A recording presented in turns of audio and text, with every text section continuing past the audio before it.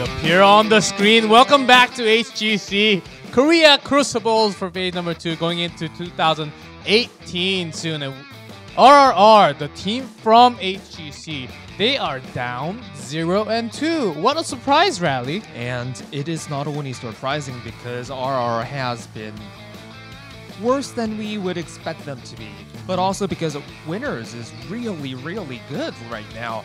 Their plays, especially from their main tank Gaming, simply amazing. I mean, there are no other words to sort of try to explain how this might be happening. There's a very simple explanation. They're just playing very well. Yes, their team fight potential is crazy, and we already know, we explained what RR tried to do because they have been losing the team fight, which is a big stress for them. So they went with the globals, but they ended up not really using their globals at all. By the time they tried to push with the Haka top, right wing mid, they were down a key, and they went straight for the core because also Winners, they know that if they go late game, maybe they will have some comeback mechanics with the global. They went straight to the core, and that was the end. 9 minutes and 37 seconds, I believe, in game 2 in Cursed Hollow. So it was confusing last game, particularly, well, before we went into that game, we actually sort of liked the draft. We liked RR's draft because we thought that RR had understood that perhaps going for the straight of 5v5s via double support might not have been the best idea against this open division team. So, okay, they're reverting back to their original strategies of trying to out macro the opposition team. But unfortunately, it didn't work out. So let's see if they have changed their approach for this map. Yeah, we had some time off, but we are ready to jump into game 3 draft. I believe the map is Infernal Shrines. Let's go into it. And it is Infernal Shrine, right wing bent again, just like in game number 1. This feels like now a self-ban of what we actually call. Yeah, the Brightwing didn't do very much in the last game for those of you who haven't watched. In fact, it was very underwhelming of a pick. So, slightly confusing to see R continue to prioritize it so heavily, but hopefully they don't go for the first pick Genji or anything like that, because if anything, I believe the worst performing player out of all the players today is Kong on that Genji. A lot of questionable dashes, a lot of questionable mistakes were made in the past 2 games. The new meta, what they are trying to... They have been picking up, of course, Brightwing came in super heavily into HGC playoff, but not at all from the Open Division Korea. So I think that there's a big gap difference here, but Winners is taking the team fight win most of the time, but of course Ariel, when that's open, when they actually ban Garrosh themselves, that's kind of interesting here. Very interesting, and it hasn't been a long time since we've seen Ariel on the Nexus, but I believe that only holds true for the Open Division because Open Division teams have been a little bit more lenient with Ariel in the past, I believe, whereas in HGC it's pretty much banned in every single time. Yeah, every single time. And when it was not banned, you were basically punished for not banning Ariel most of the time. And I believe, like, let's say, just throw a number out there. I'm pretty sure 98 out of 100. What we said is basically came true for HGC Korea, phase number 2 especially. So Ariel picked up by RRR, they will have a better time sustaining, healing. Of course, more likely they will also have an auto attack now along with that.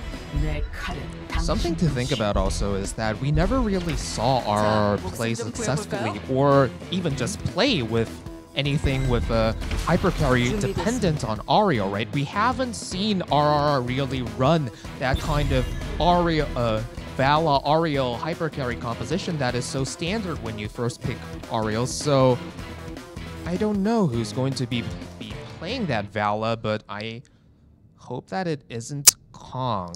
I mean, because think about it, like all of these players have great mechanics, and when they look bad, it's usually because they're having a bad day. And it's pretty clear that Kong is having a bad day right now, and they also have Odok on their team, who actually used to be their main Genji player as well as their main auto attack assassin player, and he has been pretty reliable in all of their past games in Phase 2. So I would really like to see Oda pick up that responsibility. Yeah, oftentimes when HGC EDD was on the task star, take a look, of course, Ariel and Vala, as you mentioned, Oda oftentimes, and Kong went to a tank role in this case because when they have hyper carry. But for the hyper carry, they were willing to give up Morales once more. And Morales, who was it? I believe Seukang was playing. I think so. Was playing Morales this entire game, and his positioning and how he kept up his teammates alive all the time and sustained himself with the medivac, not going down at all. I don't think he died even maybe once in game 1. And after that, just solid gameplays. So if winners were to go the standard double support route again in this game, a lot of things they could go for. I think the obvious go-to, if we were to think about this in terms of the HGC Korea meta, would be Lucio here. Makes perfect sense into what RR is setting up for. But winners, they've been trying out different things so far. They had great success with Rhaegar Medic in the first game, so we might be seeing that again as well. We could also be seeing some kind of Cassia, and because that's such a great answer to Vala generally. Against the Vala, got some buff onto auto tag. Also, the blinds extra damage will be there. Even got buffed also. And ETC having that CC, just locking that in sometimes counters the double support. And just having the double support dancing in the back line, that acts like a double cocoon in a way for such a long. And when you have Sonya, when you have burst damage, Vala will be insta-deleted. Even with that one spear, with Poison Spear talent at 7, Vala will go down instantly to half health. And if we were to assume that Gamey will be playing that ETC, it will bring back so many good memories about Power League Season 2 and so on and so forth, because Gamey has been around in this scene, around the amateur scene, for a very long time now. And I distinctly remember star players such as Hyde on Tempest praising Gamey for his pretty nice mechanics and overall skill, particularly on frontline heroes. So I'm glad to see him gaining some real recognition here today. Okay, and Johanna, and this is the patch that we're talking about. That Johanna got a crazy buff on the max HP, and I believe we're going to see Blessed Shield most likely, of course. But with that buff, I think she can sustain a lot more. She was seeing so much as a good counter against the ETC so many times. But even with that buff, and this is a map where you need the wave clear. When you're fighting on the shrine, you need that kind of CC, multiple damage, AoE damage. Nerfed Karazim, okay. Have not seen Karazim for a while. Pretty interesting to see that, and I believe the general idea behind this pick of the Karazim is that we sort of need more damage to burst through those tanks, but we also really want to play double support, so let's just go for the Karazim. I believe the Karazim will probably take 7-sided as well. Let's see, lots of damage and hyper carry Vala from RRR, but Winners is leading this series 2-0. It is best of 7. Let's go into game number 3.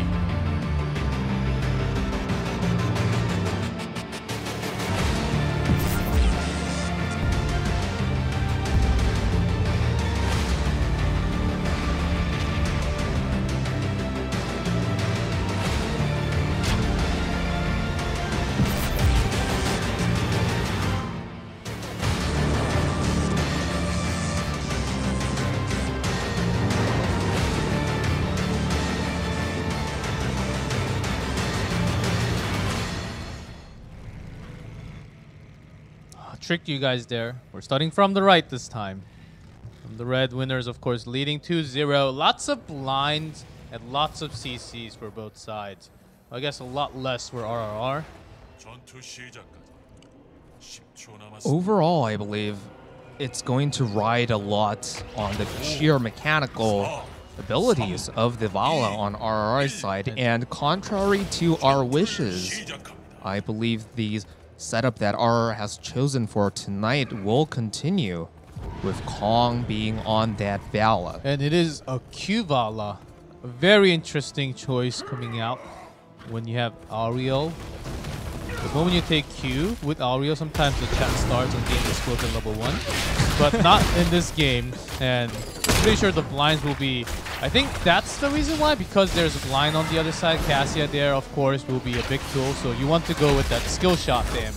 And generally, like, throughout this game, like, the games tonight, it seems like RR has been trying to pull off an L5 impression at literally every single opportunity possible in their rotations, in their execution of team fights, in terms of their drafts. And, you know, all of these are very classic L5 drafts. And if you think about the last few weeks of HGC Korea, Vala, SCSA has been playing so much Q Vala, regardless of the surrounding circumstances. So I believe that's going to be pretty interesting in how things move forward. And now we see not too much action going on in the early minutes of the game, contrary to what happened last game, in which winners made a 3-man rotation and pushed down the walls of the top lane, and RR did not respond in the proper way. Well, let's see. This time they have pretty good idea of the map and how they made the team come around. Trying actually spawning at the bottom for the first time.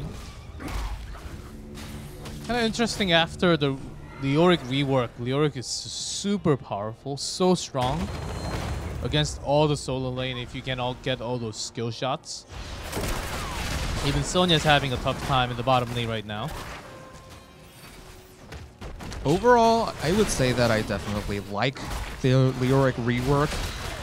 His strengths and weaknesses overall, I think, have been more pronounced following the rework, which is usually something that makes drafts more interesting in general. So he might be even stronger now than he used to be, but I like it when heroes have that kind of characteristics to big them. line come in. The Cassia is doing tons of damage, but they are getting pushed out mainly because of Ario's healing. Take a look, he's healing the AoE. That's why they're stuck together. MSG going so low, get the shields, going to survive for the moment. This is a really double support versus double support team fight, isn't it? Like, even when the heroes are going low, we don't get excited because we know that no one's probably going to die right now, at least without their heroics. So overall, RR got the first Punisher. Nice move by them. Winners respond to the Punisher accordingly. And the bleeding should be stopped at the outer wall. And not too much done, of course. If you leave that Trinity alone, they will push super hard. And they do have the right tools on the in the other lanes. Johanna, Leoric, pretty good wave clear, also can sustain for a long time. And let's see how that buff comes into this game after watching the first one from Korea with the Johanna buff onto this patch. Of course, Anna banned because this was supposed to happen last weekend. So I think they're keeping the exact same patch for all players, for all regions. That's the right competitive decision to make, although it would have been interesting to see a bit of Anna going on in competitive play. We may actually see first competitive banana Anna here. But no, not this time and not today, tomorrow either. But keep giving us feedbacks. We lower the volume onto the game sound a little bit also after watching the chat. So there goes another team fight. Of course, Terrazine will survive, but that Terrazine got a big nerf on his healing. Even a little more mana cost also. The cooldown went up by 2 seconds, I believe. And that's really costing Terrazine a lot. And his level 1 talent still needs some more work to do, I think. Yeah, overall, I wasn't a big fan of the Karazim nerfs. Although, like, technically between the Ana patch and the Ana balance patch, there was a buff. So I guess they are sort of nerf buffs. But overall, they were nerf. And this might be because I used to really enjoy playing Karazim, but overall Blizzard seems to be going in a direction that sort of, weakens the overall power of double supports, and that obviously has to involve, tuning down supports in general. So I'm a big fan of not no more double support, but a lot less double support will be very likely more enjoyable for me to watch personally too. But as we have not much going on, we do have to talk about some other things at the same time, but oh, Tears of Poison. Look at that poison damage. It's half HP gone just like that. Xayah is such an enjoyable hero to watch right now overall. And okay, Morales was healing a full HP ETC for 4 seconds. But on to Cassia. Overall, it feels like winners are very determined to not really take these team fights head on, at least until they get access to their heroics, which feels like the correct choice to make. That's right, they are pushing. Seems like RR is getting pushed out, but the number difference is huge, 16 right now, so they can just tap onto the fountain, get some heals back from Ariel, and just poke some out, and they will be winning the Shrine fight. Still 13 ahead on the side of RRR, and due to this being a very double supporty team fight, not too much casualties going on. Big line come in. Karazim actually gets stunned onto the middle of the shrine there. That could have been dangerous, but in the end, it all works out for both teams. I don't think winners expected to take the shrine back, and RR probably just wanted the Punisher, so overall, went about as expected. Clean play from Gemi to bring the Punisher over the outer wall. Sometimes even as an ETC, I love ETC player, but even when you try to power slide, you do get stunned from the Punisher. It's not really super easy to do so, just like this. And that seems like a G-Clap ETC there. But that also seems like a G-Clap ETC. MSG will get caught, but will not be going down, as Cycloak is still holding some hopes for the healing. They hit 10 though. They want to turn this around with a strafe onto Entomb now. Let's see. Power of double support in full fashion. But are they going to go down? The heal comes in at the perfect time. Now here comes Oda from the side. He's trying to turn this around. Oh, level 10 came in just a half a second late for winners. If they had access to their heroics, they probably could have survived one. And as we talked about, Karazim instantly locks in the 7-sided. That's what I'm seeing on my screen. So winners will be much more confident about taking these team fights on. And overall, well played by RR, but that could have definitely turned on its head. Because as we were talking about, if Karazim had used 7-sided at the very last second, that team fight could have looked entirely different. If he went in, I think they were waiting for that tap moment, but just could not position themselves to be ready for that moment. If they were ready and had the shot calling of, okay, we can respond, we can react to this with our own 10, then they could have actually got more kills, I guess, at least a double with the 7-sided along with a dash for Karazim. Something to mention is that Stim Drone was taken, and considering the fact that, oh, well, that was a waste of an Entomb. Well, I guess to invade into a camp, it's worth it. The cooltime's not... Well, it's a little more than before, a long time ago, but still okay. It got reverted back to 60 seconds, if I'm correct, so overall, not too much of a loss. But anyway, to go back to my previous point, Stim Drone taken, and Entomb is there, and also no Divine Palms, so that means that Morales will have to be really careful about her positioning, and one good Entomb could catch Morales in an unavoidable situation. Yes, and I think that's the time where we will see ETC. Oftentimes we see crowd server at 4 when there's an Entomb on the other side, but not in this case for Gemi, as he is focusing a little bit more onto his W. Here comes the number in favor of winners for now. 7-sided. Perfect Aegis to respond. MSG will go down regardless. That was a really good Aegis, but that was not enough to stem the tides of damage coming in from winners. And overall, Vala looks really powerless in these kinds of fights, right? It's not only everything, but oh wow. So very questionable decision to spear in like that. Dives in alone when Morales is all the way in the back. Karazim couldn't respond along with the dash. Even Johanna is very low, but this is insane as Karazim dashes out and saved himself. Johanna goes down, but Stim Drone, Cassia will survive this after all those damage. But winners, they will lose the next Punisher. RRR does take it, but some questionable individual mechanics here in that team fight. I mean, that has to be a breakdown in communication, probably unintended, of course, because up until that point, winners were completely in control of that team fight. getting primed to take the Punisher, but then one spear undoes all that work. Kong is in trouble here, though. This is a good spear. Look at that damage. It even has to be ancestral. Maybe that's not going to be enough. Not ancestral ages. Kong survives. Oh, no! Let's get taken out with the last lightning ball damage. Deca, look, what are you doing? He bounced the ball. Oh God. Now, That was so bad. Support. That was so bad. Wow.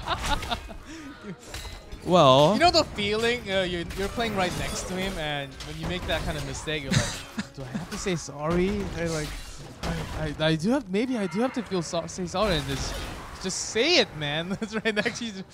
Oh man, those kind of plays will hurt the team if you don't have the right communications, right? mistakes were made. I don't know, man. Well, but still, are in the driver's seat for this one. Despite that horrible individual mechanical play, they're still up in structure, still ahead in experience, and so far, they have been ahead overall in team fights as well, although that was sort of peppered by the misplays on winner's side. Oh, let's see that. But of course, did went in favor of winners, but after that, not really controlling the macro. Sonya is already on top, trying to push the top lane as they want to take some more EXP for themselves. They're down quite almost to full level now. Yeah, and to ease up on my comments about Decaluk's bad play there, overall his Aegis this game have been amazing. So, I mean, a regrettable mistake, but a forgivable one. Like, and I also believe Kong actually ran into Ariel for a second at the end, so there was some synergy. I guess if you can actually call that synergy. Negative synergy. Yeah, let's go. Yeah, I missed them too. Well, there we go, and the Australian camp memes. controlled, and the top shrine will be coming up very soon. The thing is, both does not have a fountain. Actually, Odak just going to make a noblesse move here and just noblesse move. Are we going to fill up this cast with teams that were breaking up players who has left the scene? Like, are we going down that route now? No, I'm sorry. Do we get to talk about MVP Sky, MVP Brown, right? They were called MVP Brown before they were called MVP Sky. Fun fact. Brown? Yeah, like I have no idea whose head that came out of from, but I hope he or she never makes a team name again. But still, fun fact. Oh, fun fact for him. From Rally, round 1. We'll have more rounds coming up as we have 4 supports in the game as usual. Just rotating around the map. And ETC actually pushed in super hard. Maybe they were just waiting for 16. They were trying to make a move here. Gamey is just on the other side. MSG will basically go down alone, but still a very good room for them to chase here as they have 28 already picked up. All the heroics locked in. Overall, that was a really nice and clean decision from winners to burst down the Lyric like that. A lot of those opportunities opened themselves up to teams, but Karazim is in trouble. That mosh pit potential, but cancelled from Decaluk. Nicely done. The lack of Divine Palm might have hurt him, but still manages to stay alive thanks to Medic's healing beam. But Lyric now up again, really good in Tomb. Oh, and Karazim is stuck. No dash to escape from here. ETC, Morales can only heal one and rush. So much damage from the back. This is insane. Kong is basically just doing free damage in this chase.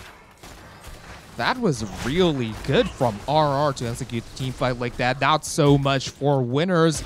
A lot of questionable mistakes were made, especially Gamey, from Gamey of all people. The Mosh decision was not the correct one.